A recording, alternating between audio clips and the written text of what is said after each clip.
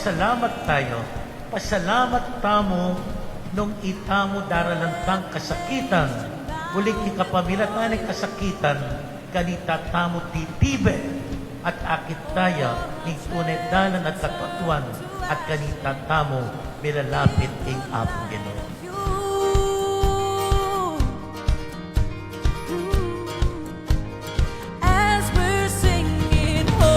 Ang difficulties, sufferings, let's always face what the Lord is telling us right now. Worthy of it all. These are challenges. That's why we have to prepare. We have to pray. Kuling stung ekamengadi. Ang ganong nano pang preparasyon kinggawan mo. You will not progress and you will not really get what you want. Because allow the Lord to work for us. Istong tang challenges in life, you tell the Lord, Ginoo, ika ng bala kimbiye ko, hanggang nanong pang preparasyon hinggawan mi, nung ala ka Kenny, kaya maging matakumpe, ikay kaming kapagsadya. Only you are worthy, worthy of it all. So that in times of sufferings and difficulties, maging matibet tamo ikasalpantayanan and will be happy really listening to the Word of God and put it into our personal life. Every 175 is a milestone year. And we, the Apaliteños, have all the reasons to be jubilant. We celebrate because we are thankful for the blessings we receive. Today is the last day of the 3-day celebration of our Fiestang Apalit.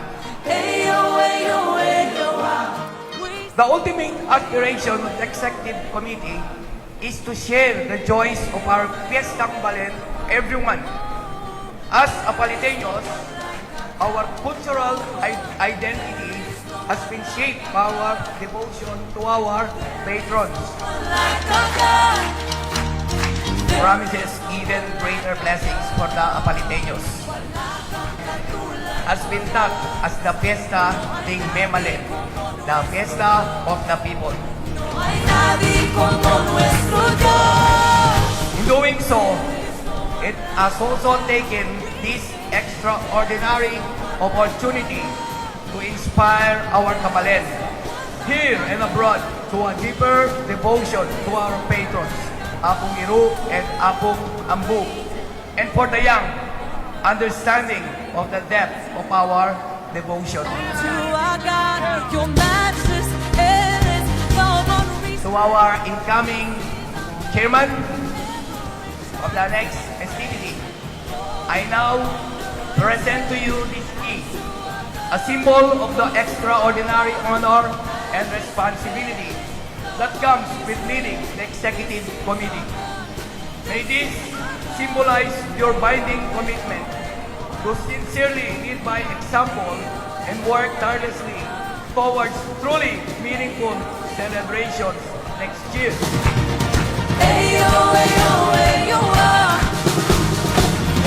Go in peace to love and serve the Lord.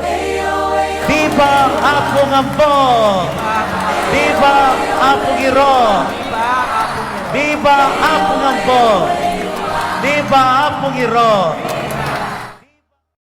Nakita ko karpa, kuya. Ayan, see?